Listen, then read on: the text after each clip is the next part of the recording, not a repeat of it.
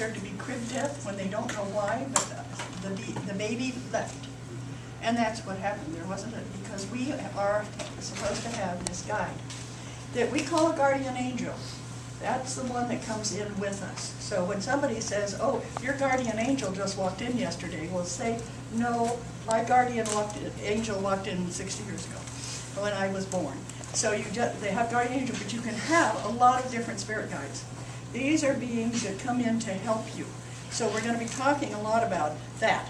The spirit guides that you can do anything. Well, number one, you don't need to know the names of all of your guides. That's not important. And one of the things I quite often say is that for the first 2 years of your life, you had no idea what your mother's name was. It was Mom, or Mommy, or Mama. And what happened is when you were going along in life as a little 2-year-old, you realized if you yelled Mom in the grocery store, it didn't get you much but a lot of other way of greeting people, right? It didn't get that one you wanted. So eventually you learned her name so you could identify who she was. Well, the same thing with the spirit guide. It knows who it is. You and it already have a connection, so you don't have to say, hey, spirit guide, what's your name? Unless you want to. If you're curious, go ahead. And that's one of those things that just know that I've had so many people say, well, my guide is, and I want to say, turning over right now. Yeah. This is not somebody you're bragging about as much as they're there to help you. Any more than you have to identify who your cane is by name or the breathing apparatus you have. You know, this guide is with you to help you. All spirit guides are high-level guides. They're a high level meaning they're spiritual. Now there's some very ascended masters that come in that would be considered a very, very high-level guide. And these ascended masters appear and help work with people like the Buddha and Mother Mary and Jesus, and they have a very ascended master. You might say they're working directly with Source, with God. But most of us have a spirit guide who's just down a little bit that's working with us. You know when you hear a voice in your head, if it's telling you positive things, it quite often is a spirit guide. But if it's telling you anything negative, immediately get rid of it. And that means telling it to go away. That means putting white light around yourself to protect yourself. That means smudging your house or your car. Or coming to see Corky, who does entity releasement. Because a negative voice in your head, now sometimes you talk to yourself. How many of you ever talk to yourself and that negative voice comes in? Well, that negative voice you can deal with through drugs, alcohol, psychiatrists, we don't care what, but you can deal with that voice. But that's not that spiritual voice that has this negativity going on, okay? We'll help when asked. Many people who say, I don't think I have a spirit guide, I said, have you asked? Well, no. And that is why you don't know whether you have a guide or not, is you haven't asked. So this is the most important thing, is ask. And you do this through either meditation, you can do it sometimes through dream work, you can do it through consciousness, saying, I want to get in touch with my spirit guide. And tonight we're going to do a guided meditation that hopefully gets you into. It's warm enough in here, isn't it? Is it? How many people are cold? How many people are warm? I'm dressed for cold. You're always cold? No, I'm dressed for cold. Okay. Dean, you're still cool? Yeah, I'm good. You're good? Okay. Yeah, I was thinking you were going to, we can keep the heat on, but I don't think it needs to be any higher, Glory. Thank you. So just know that you have to start finding a way to get in touch with your guide, and that's going to be through various means of communication. Some people journal, and that's how they get in touch. Some people dream, and that's how they get in touch. And sometimes you're going to feel like your guide is not doing a very good job. Well, you know what you can do? You can fire it. You can say, I want a guide that's more in tune with my wants, dreams, hopes, and desires. The one that I have right now doesn't seem to know what in the heck I need, who I am, or what I'm doing. So start looking at the fact that you are in charge of this life. How many of you know you're in charge of this life? I do. Yeah, yeah. And what happens when you give up being in charge of this life? It takes over, doesn't it? It does some very strange things. So get back to knowing you are in control. And what your guide is here to do is that, simply to guide, assist, and help you. So tonight we're going to be doing a lot about that. But when you think of it, you're the employer. Your guide is the employee. Okay, have you ever thought of that?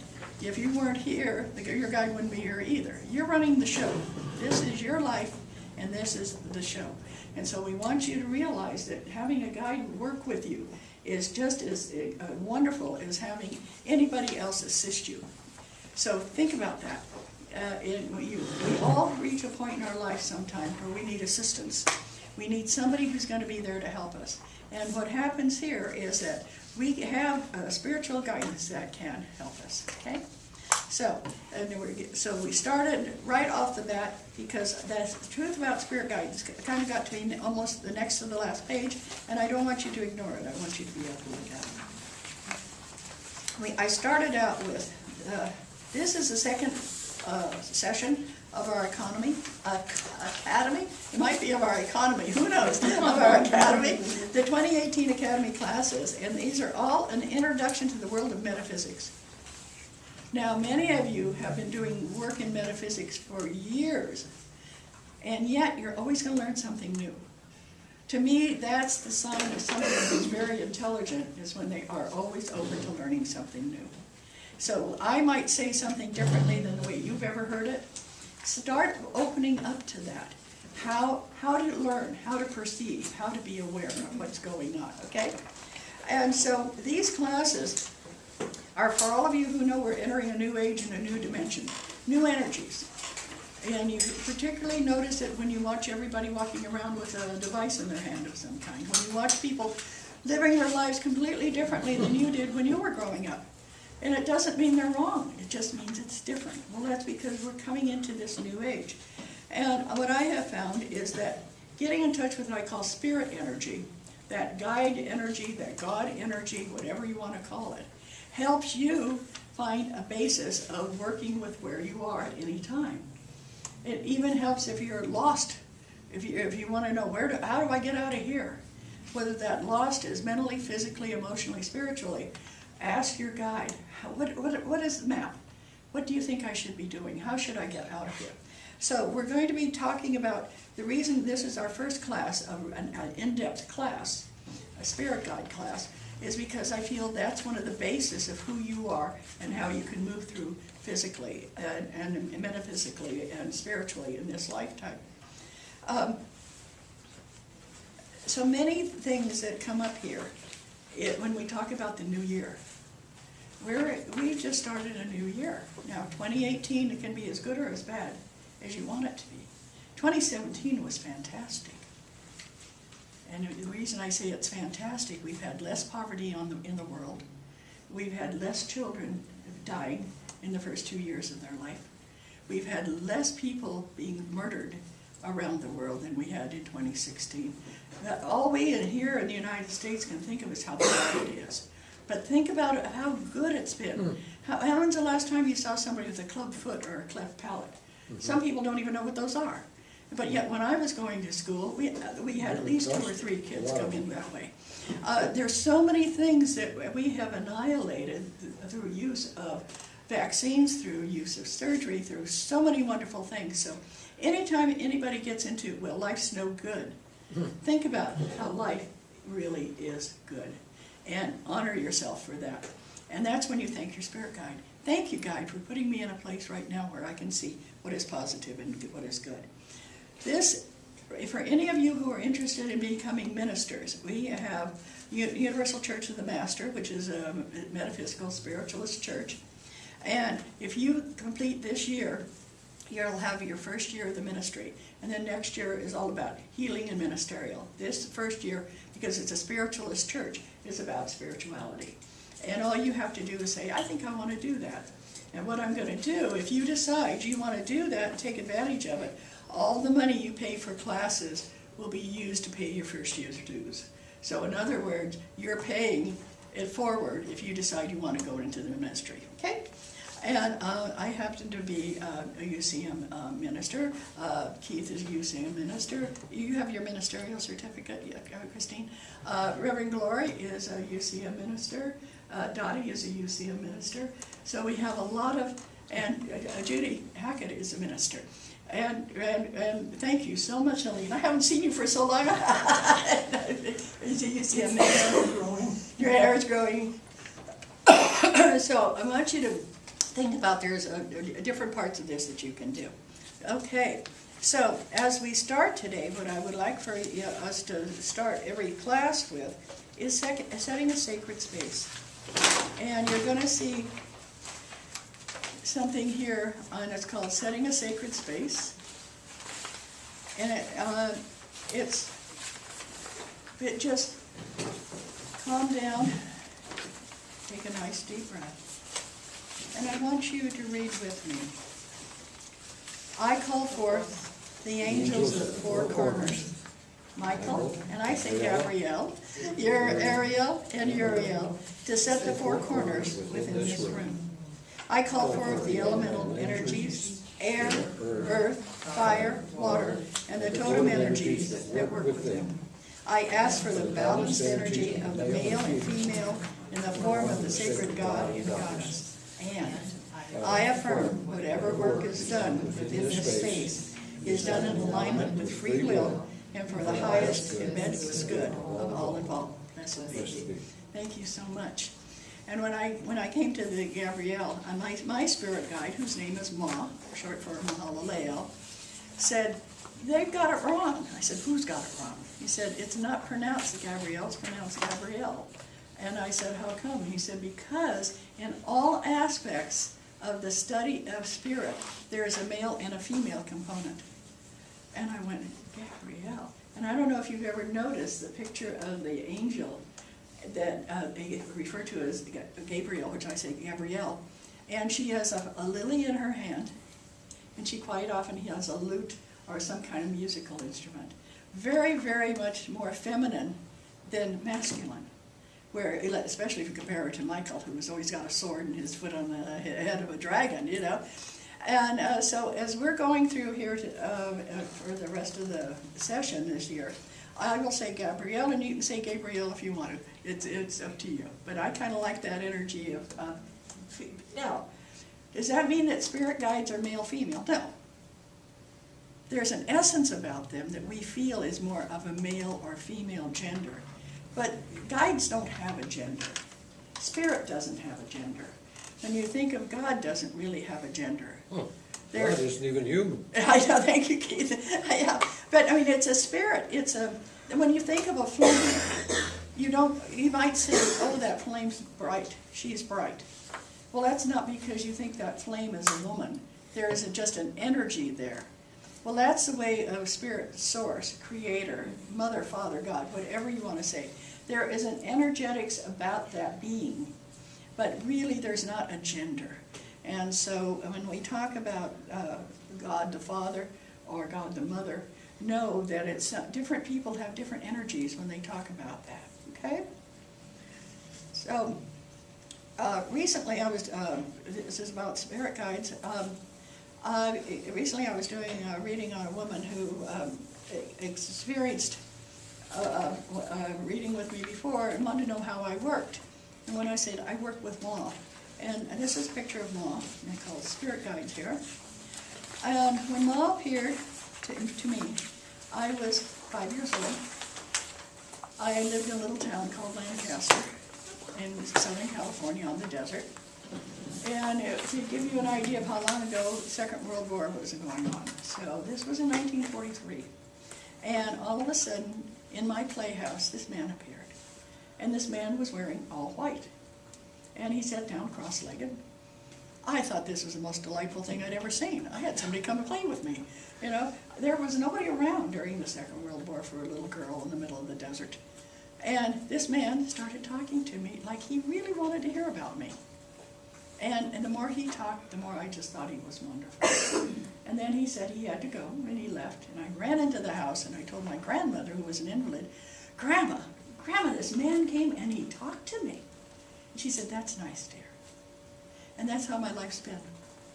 Every time I've mentioned to somebody, well, I've got this guide that talks to me, they always go, oh, that's nice. I've never had any of that, oh, that's stupid, or that you're crazy, or we're going to have you committed. Everybody's always just said, oh, that's nice, dear.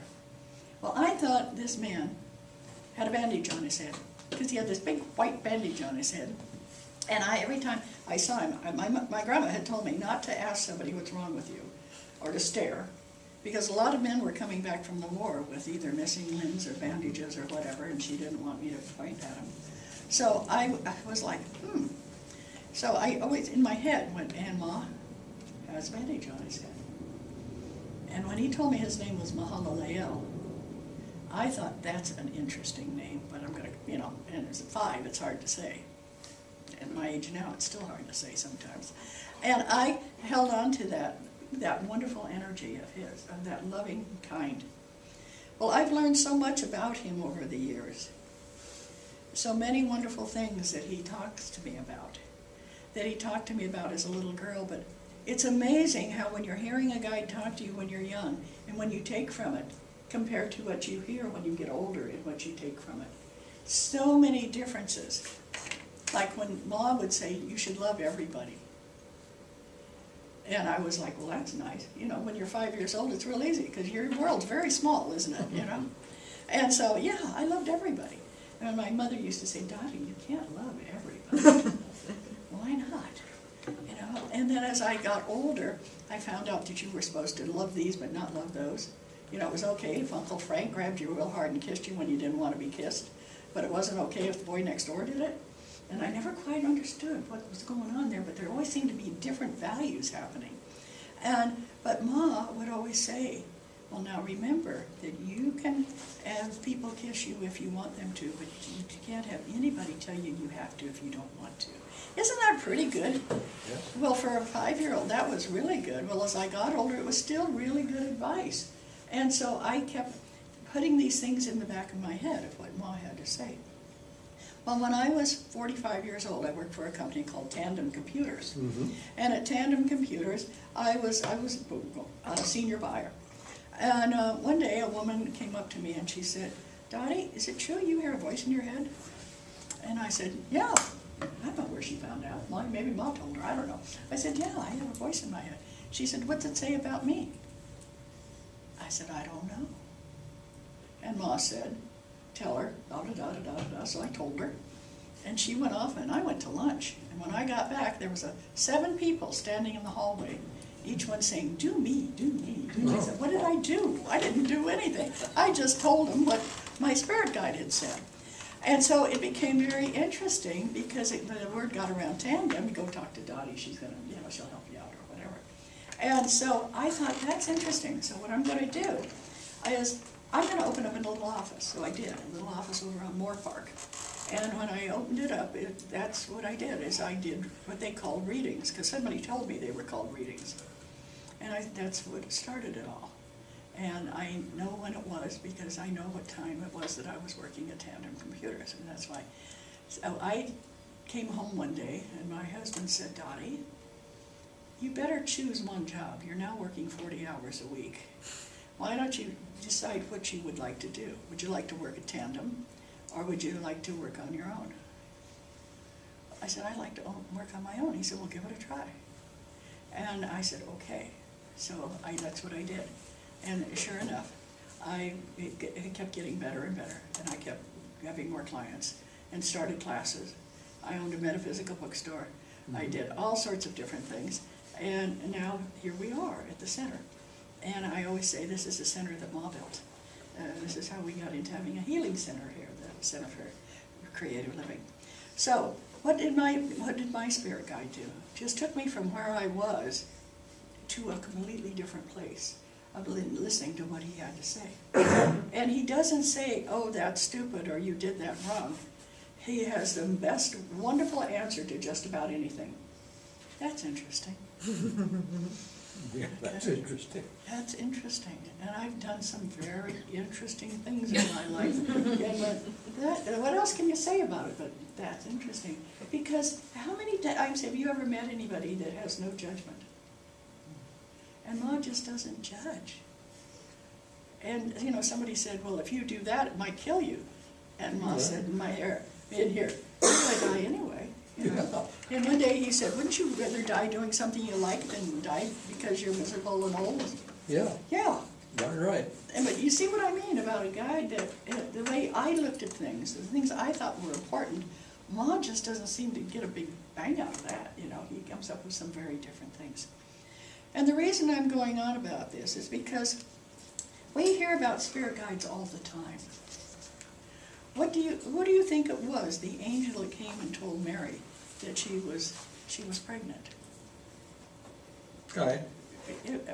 No, Ma says it was Gabrielle, remember? Gabrielle, Aha!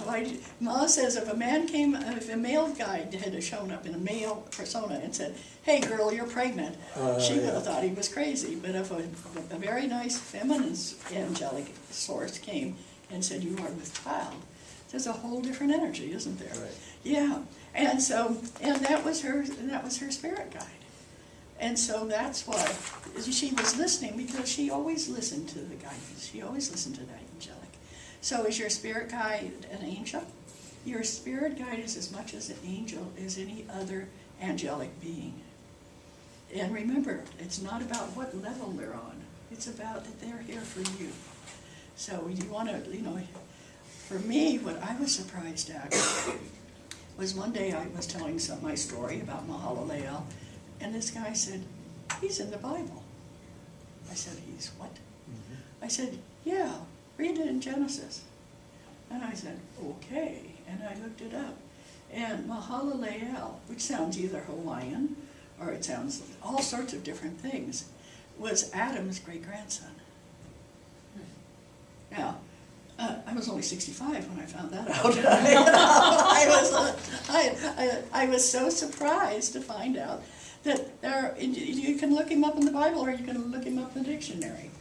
And here he's my buddy Ma, and he's got cred. I mean, you know, he's got a lineage here. Never knew that. But it doesn't make any difference, because it certainly doesn't make any difference to him. He just says he's an old dude. And so when you think about that, when you start getting in touch with your spirit guide, you're either going to hear a voice, or you're going to see pictures, or you're going to feel something. Or You all might three. even see, or all three. And last time Ma appeared was a few years ago. I was in my office, and I'm working away, and it's midnight, and I've got to get home, and I'm working away, and all of a sudden, this man appears in my doorway, wearing black pants and a white shirt. And I looked up and went, and they faded, and in my head, Ma says, oh, sorry. Local psychic dies of heart attack upon a guide appearing in her doorway. No, Ma. And I could hear, chuckle, chuckle, chuckle. And he said, I won't do that to you again. And I said, good. Because when I was younger, he was with me and appearing all the time. But I don't really see him as much. But the more he's with me, the more I see pictures. Okay. Now, somebody said, well, how do you know this is real and it's not your imagination? What difference does it make? Who None. makes up your imagination? Where do you get your imagination? Who knows? Exactly. The shadow do. Yeah, your imagination comes from that same place. So think about that. That I have found that people who communicate with their guides the best are those that are imaginative. Why? When you're imaginative, you haven't stopped believing in the unknown. Think of what your imagination does for you. If somebody says, hey, I saw a purple giraffe in my house. And if you're under 5, what do you do? Say, show me, can I see it? Right. You're excited. And you get older and you go, that's stupid. No, it's not. You know, this imagination that kids have, it's why almost every psychic talks about getting in touch with their spirit guide before the age of 6. What happens at that 6? Start school. And they tell you, it's only what you can touch and what you can, and they're very, very sure about what's right and what's wrong in school. They're not okay with you saying, oh, when I talk to the girl that lives next door, there's no girl that lives next door. Yes, there is. Okay? Yeah, yes, there is. It might be in what they call your imagination, or it might be a spirit. And it doesn't make any difference because it's here with you. And that's the same thing with talking about your guide. I have a lot of people call me when they're having negative spirits around. And Corky, who is my partner, she does a lot of work with getting rid of negative energies. I prefer not to handle them because I find they're a little bit sticky, you know, and if I start working with them, they just think, oh boy, and and then it's forever. You know, you have to get rid of them and all that. It's kind of nasty. But so for me, working with these positive things, but one day I had a woman come in and she said, I don't know what's going on, but I was going into the bathroom to take a shower. And as I stepped out of the shower, the towel floated from the towel bar over into my hand. And she said, I think I'm going crazy. And I said, I think you have a spirit guide. She said, why would a guide hand me a towel? I said, well, maybe this was a spirit that thought you needed it or didn't particularly want to see you naked. I have no idea. But we'll check into it and find out. In the meantime, do you have a small child in your house? And she said, yeah, my son's name's Tommy. And I said, is he under 6? She said, yeah, he's 4.5. How'd you know?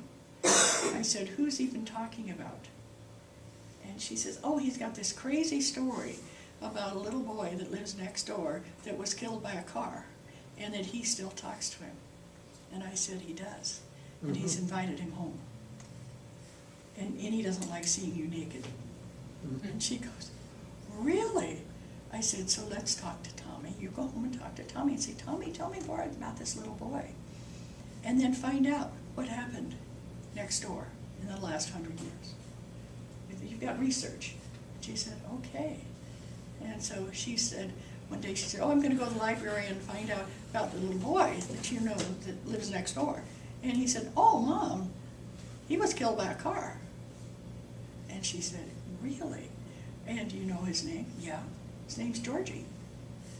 Okay. And why is he here? Oh, he's here until somebody comes and adopts him. And she said, where is here? And he said, you know, with God. But he comes to visit because he wants somebody to adopt him. Okay, do you all have a feeling of where this is going? She went down and she checked it out, and sure enough, the family next door had a little boy named George, was killed by a car. And so she said, well, you know, this is really weird. What do you think we should do? And he said, Mommy, I think we should adopt him. And sure enough, she was pregnant that month.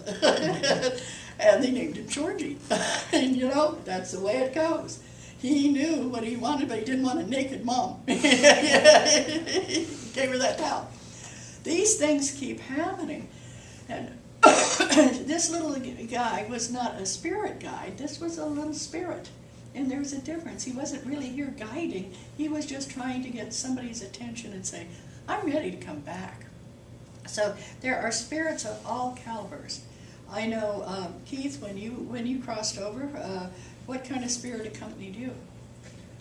It was a blending of both male and female. It was about 8 feet tall. It was a being of light. Uh-huh. And I'm not so much accompanied, it just appeared way off in the distance. It showed up. Later on, I found out that was my high self. Mm-hmm. But it had to apparently do something else, because I really never found out what. And I've been wondering, what's the difference between, or is there any difference between spirit guides and high selves? Well, usually, when you talk about your high self, it's your guardian angel. Yeah, that's what I thought. Yeah, and that's the one that's been with you forever. Yes. You know, and you are... That's the one that answers prayers. Yes, that's the one that answers prayers. That's the one that is... you only have one guardian angel. Yeah. Okay, and it came in when you did. Yeah. And, you know, so... That's there's, what I thought. Yeah. And Keith has a most wonderful story of having been gone and dead for how many minutes? Half an hour. Yeah. And can come back and tell you. And you were 9?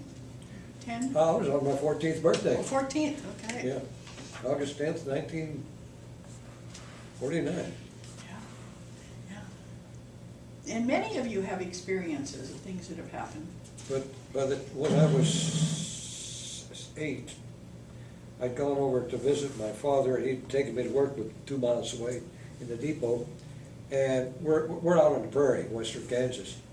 And I'm wandering around this little town, there's no kids to play with. And this old Indian shows up, asks me if I'd like to take a look at Dead Horse Canyon. Well, sure. So we go literally trotting out across the prairie. And I'm looking around at these old corrals and everything out there. My dad shows up in the car and says, "How did you get out here?" I said, "Well, I walked and ran." I said, Yeah. And he says, "Keith, you've been gone exactly 45 minutes. It's 25 miles out here." Wow. And we just kind of walked and trotted and walked with the old Indian. They're strange. And there's so many stories, Yeah. everybody here has some story, I'm sure, of some kind of an awareness that you're not alone, that there is either help, or there's a supreme being, or there's something going on out there. And one of the things we want to do in these classes is help you get in touch with that part of you.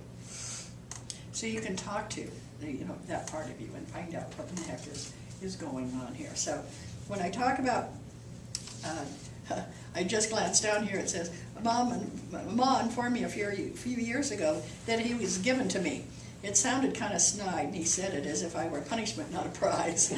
And yes, Ma does talk to me. And so, yeah, one of the things that I have found with having a guide is that he not only answers questions, but he quite often answers them in ways that I have to work to get the answer. It's almost like it's too easy if he just tells me the answer. He gives me a little bit of a challenge to find out what in the heck's going on and what the answer is, okay? Well, and we started out this first thing this evening, that we said a prayer of protection, and that was in setting a sacred space. At the backside of this one that's called Spirit Guides with Ma's picture on it, this is where we talk about clear, balance, ground, and protect. And for those of you who didn't get this last week, just keep mentioning that to yourself. Anytime that you're going to be doing anything psychically, anything metaphysically, anything spiritually, make sure you get absolutely grounded. And that's what we did. We grounded the place, we cleared it, and we put a veil of protection around you. What I have found is there's people who get very involved in spirituality, and they get so involved that they go off the deep end. And so please, if you get a chance, find out more and more how to protect yourself. The absolute last page in this whole packet I gave you is about white lighting. Mm-hmm. And that's just visualizing white light around you, and this white light is a part of that spiritual connection that is of protection. And so you want to protect yourself, you want to make sure that you find a way of doing that. And this is what talks about with every breath I take, I breathe in the light of the universe from the creative force. And that's just really great. And ask that it come help protect you. Okay? Now, if you're wondering, why does Dottie pass out all this paperwork? This is making a bibliography. This is making a book for you.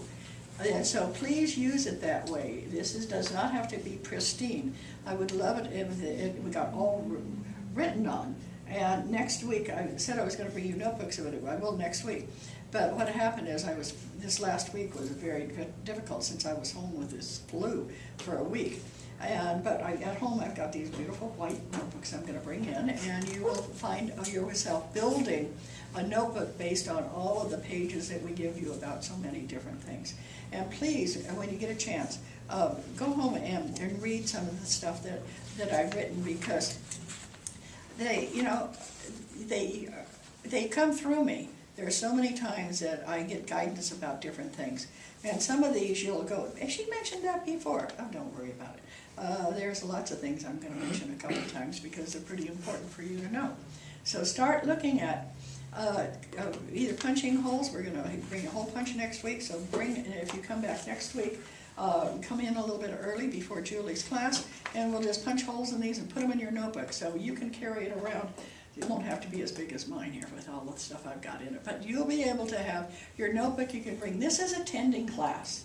This is going to classes to find out things that you probably hadn't known before, and or things that you knew and you wanted to get a little bit more relevance, or you wanted to get a little bit more clarity.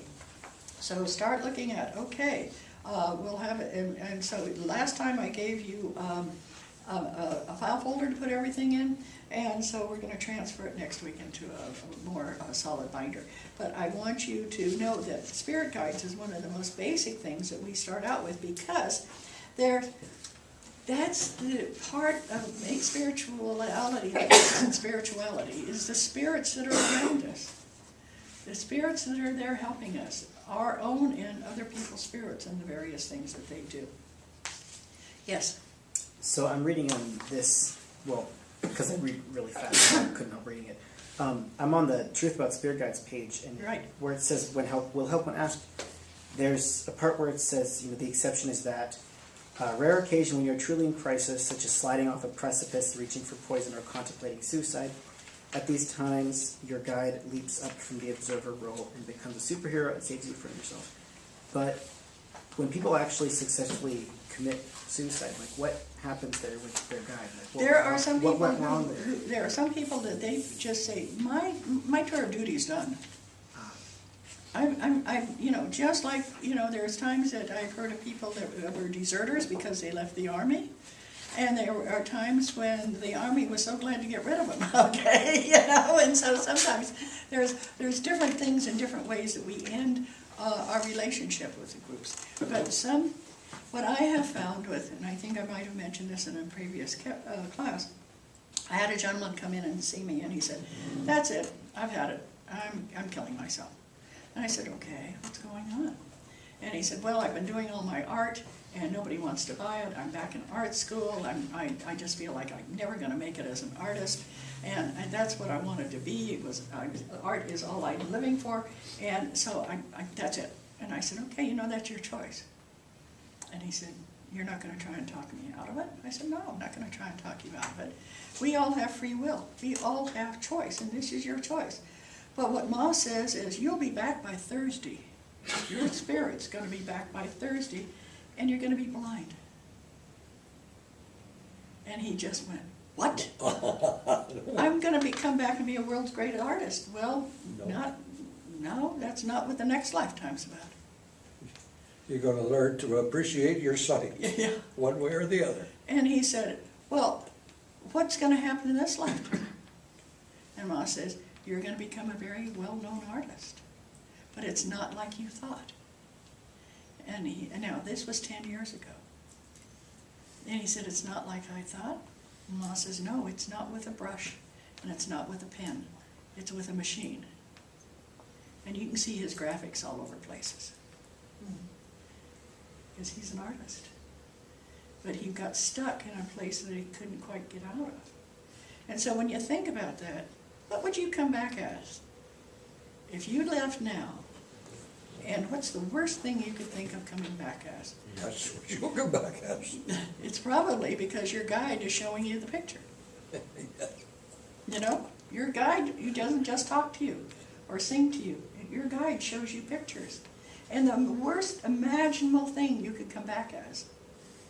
Because if you're not going to learn what you need to learn when you've got 3 meals a day and when you've got people that love you, imagine coming back without any of that and then trying to figure out how to deal with life.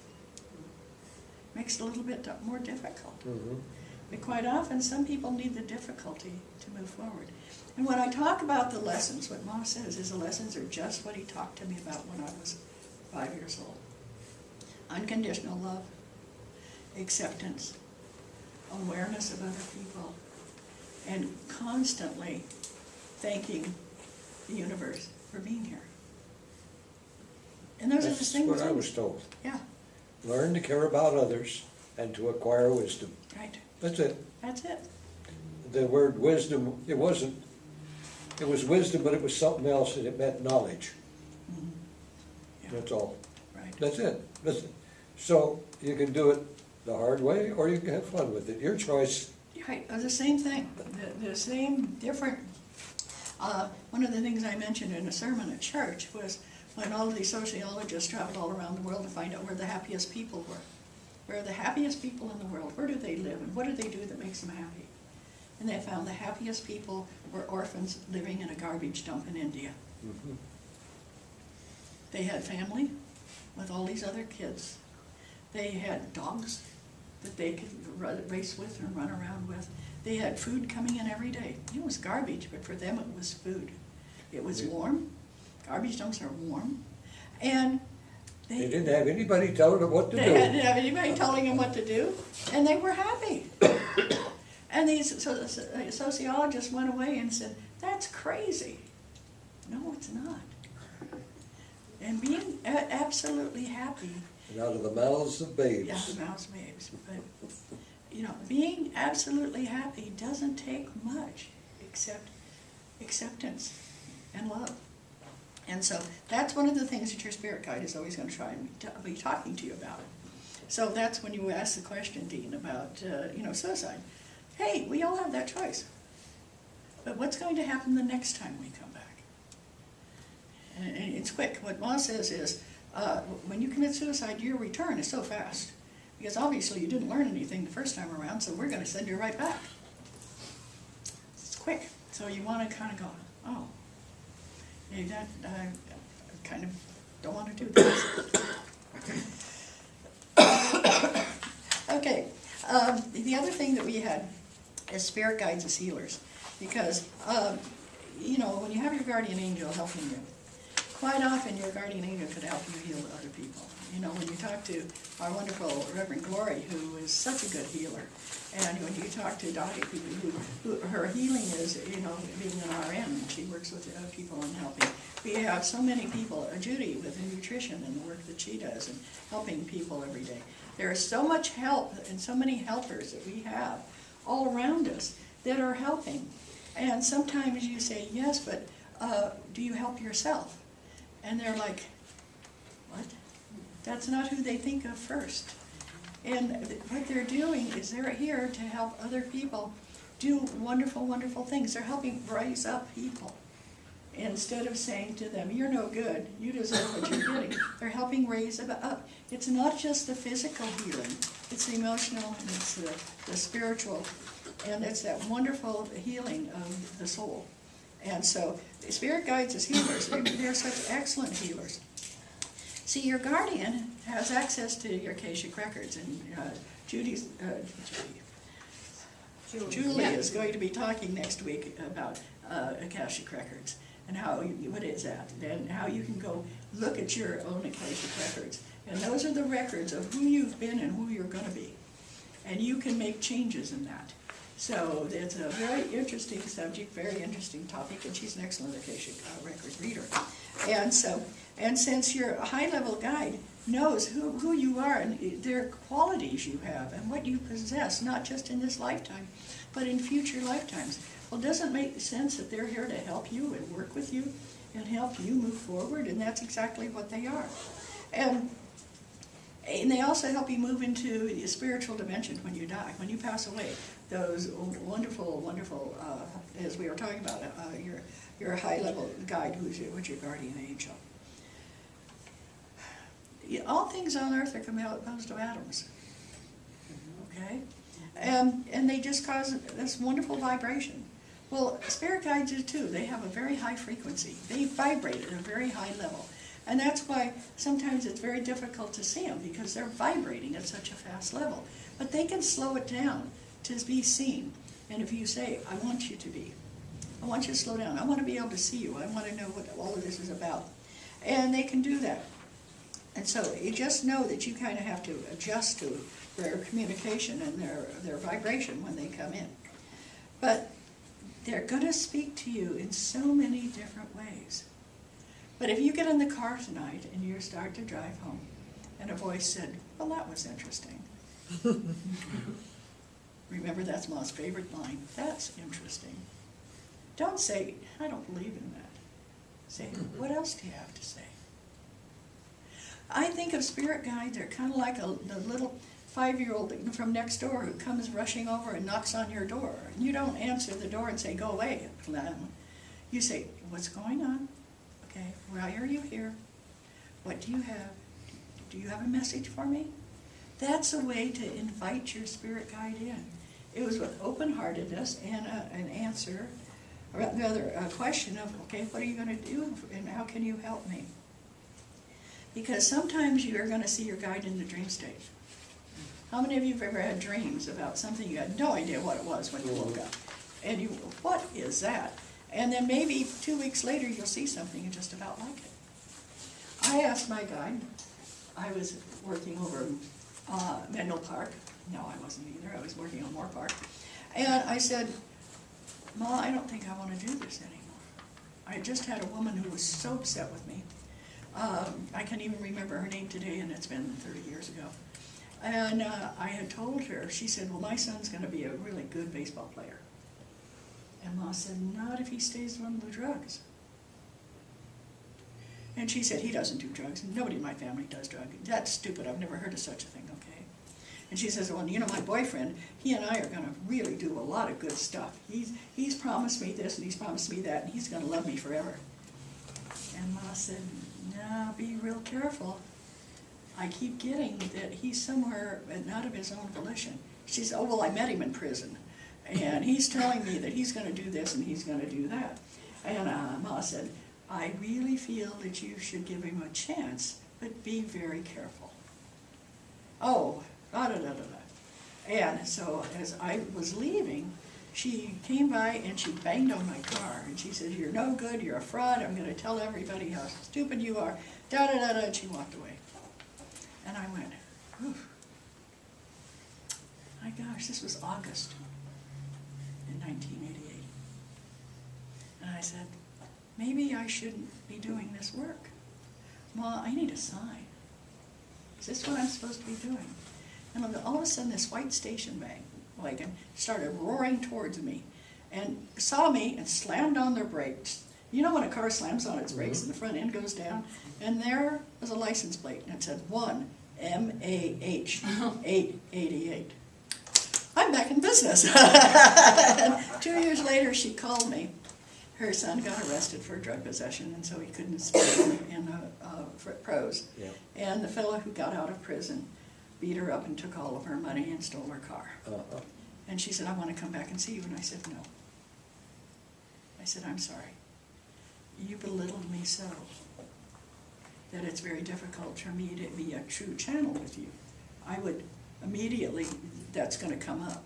And I said, my guide is wonderful, but I'm human, and you, after somebody, I mean, some of the foul words were, that was not in that story I told, the foul words were missing, but, and she was saying, well, you can't do this to me. Yes, can. And I said, I just did. She called every day, 3 or 4 times a day, and left these messages about how I had to do this and I had to do that. And I just kept saying, no, I don't. And I never saw another one, a license plate quite like that, except the time that I said, dude, you think I should move from Moore Park, go over on Heading? And so I'm thinking about that, and I walk out, and there's a big moving truck. One drove by, and it said, Ma's moving. H''S. Okay, Ma, I just love these signs I get. Thank you so very much. They're truly wonderful. I mean, And, you didn't yeah. do it to her, she did it to herself. Yeah, I know, but it was like she just had to blame somebody. And have you ever been around people that they need to blame somebody for their life not working? And they start out with their parents and their teachers and their exes and their, yeah. You start out blaming you for your life not working. Yeah. How many of you have ever blamed yourself for being where you are? How many of you haven't? Yeah. You're the only one responsible for what You're you the are. only one responsible, I know. But it's so much easier to blame somebody else. Okay. So we want to look at this. Always remember to protect yourself before you start I channeling. have a question about protection. Yes. Like, what would happen if you don't say the prayer? Like, what kind of things would happen if you are not protected?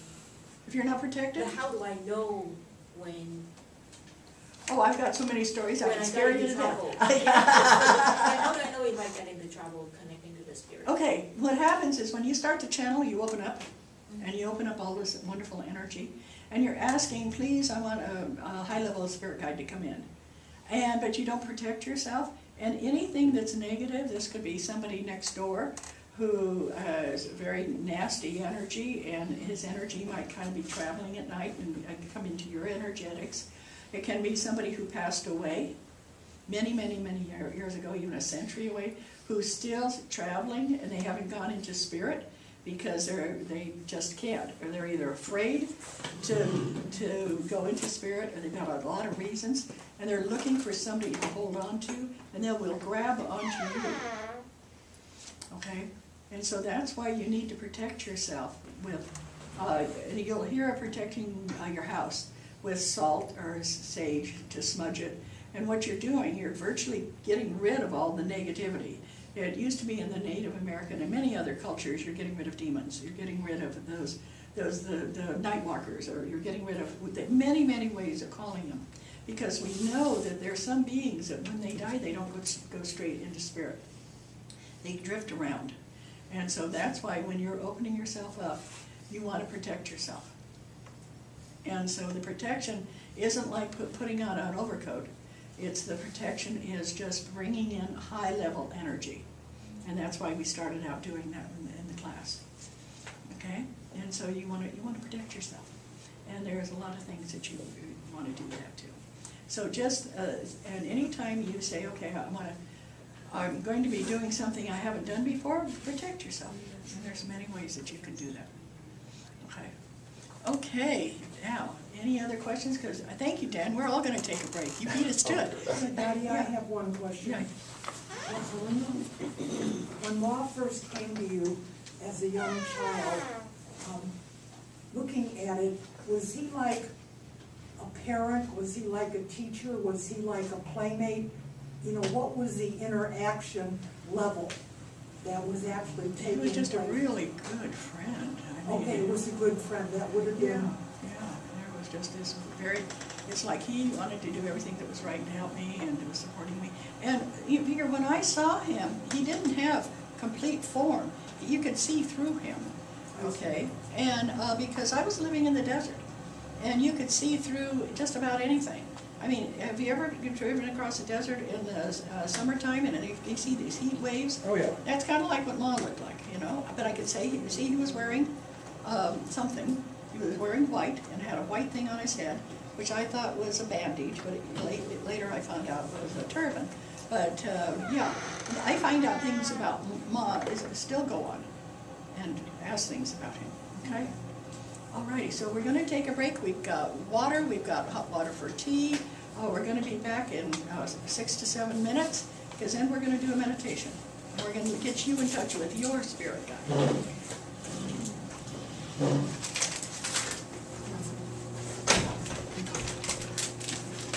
Thank you so much for all your help. That was great.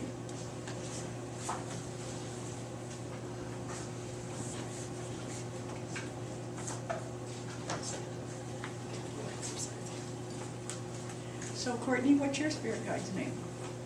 I don't know. Oh, we'll find out, okay?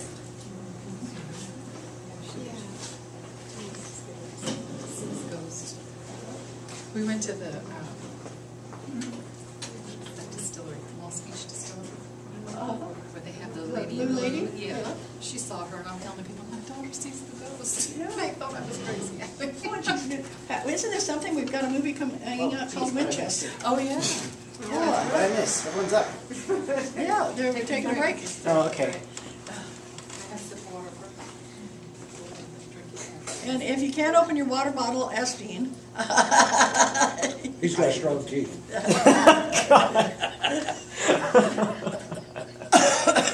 It's in use, you know, there you go. My mother used to break walnuts with her teeth. Jeez. Ow. Dad would take two of them in his hand and do that and break them. Never could do that. So, actually, you bring up about Sarah Winchester. So some of those spirits, she really did See him? She really saw him, yeah, but she wasn't crazy. I mean, Sarah was one of the most intelligent women. I mean, she has, what, something like 8 or 10 patents that she got for amazing things. And one of the things she did that they never talk about is, this was during the Depression, and she hired Mexican, Black, Chinese, and Jewish people to work for her when they couldn't get jobs anyplace else, and had the housing for them. So that whole area around there were cottages that she had for these people to live in. And so one of the things is that this was a very racist valley, and they were very upset. So they started getting kind of rumors about this crazy lady, you know. Yeah, You're, you're She was fine. highly psychic. very psychic, Blood side there. very well educated, and a very good writer. I mean, there was so much about her. But right now, I'm kind of excited about coming out with a movie that even Helen Mirren was talking about it, and she said, yeah, half of it's true, but half of it's